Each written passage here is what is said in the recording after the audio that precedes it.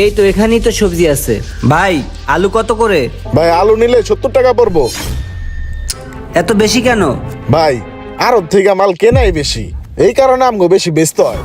আরে ভাই তোমাদের এসব কেনা বেশি এগুলা শুনে আমার লাভ নাই। 60 টাকা হলে 1 কেজি দাও। ভাই 60 টাকা দিলে আমার লাভ হয় না। যদি 60 টাকা হলে দেওয়া যায় তাহলে 1 কেজি দাও, আর নয়তো আমি অন্য দোকানে দেখি। ভাই শোনেন, আপনি আমার 64 টাকা দিন নেন।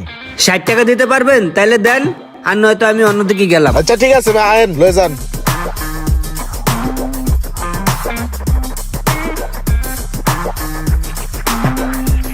এই প্যারা কত কেজি?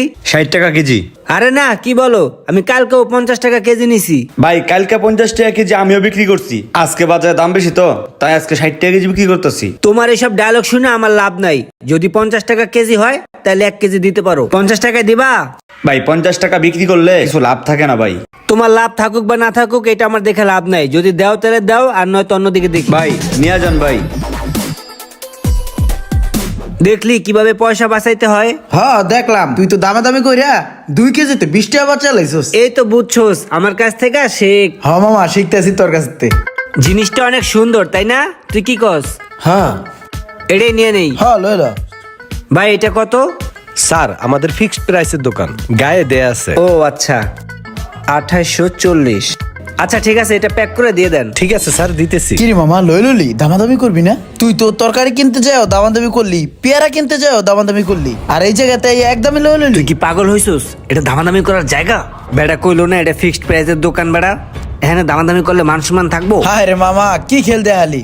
এই জায়গাতে দামাদামি করলে তোর মান ইজ্জত থাকবো না, অথচ তুই প্রতিটা হকারের লগে, প্রতিটা সবজিওয়ালার তরকারিওয়ালার লগে উড়া দূরে দামাদামি করলি, আর তখন তোর মান ইজ্জত যায় না।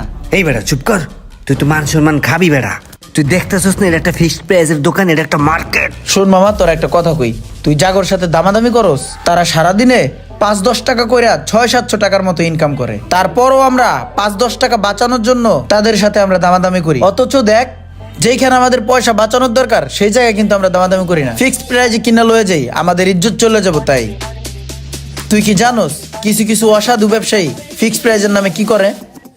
শীতও বাইরে গেছে, সাথে জ্যাকেটের চাহিদাও বাইরে গেছে।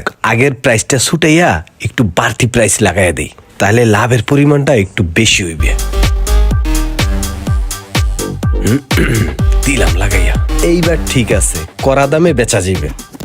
তুই কি একবারও চিন্তা করে দেখছস আমাদের এই 5-10 টাকায় তাদের জীবনটা কতটুকু সচ্ছল হয়? আমাদের এই বাড়তি 5-10 টাকায় তাদের সংসারটা একটু ভালোভাবে চলতে পারে, তার একটা বাচ্চা ভালো একটা স্কুলে পড়তে পারে। স্কুলের যত টাকা পয়সা ছিল সব পরিশোধ করে দিছি, তুমি কিন্তু এখন ঠিক মতো পড়াশোনা করবা। হ্যাঁ ঠিক আছে, চলো। অনেকেরই বৃদ্ধ মা বাবা রয়েছে।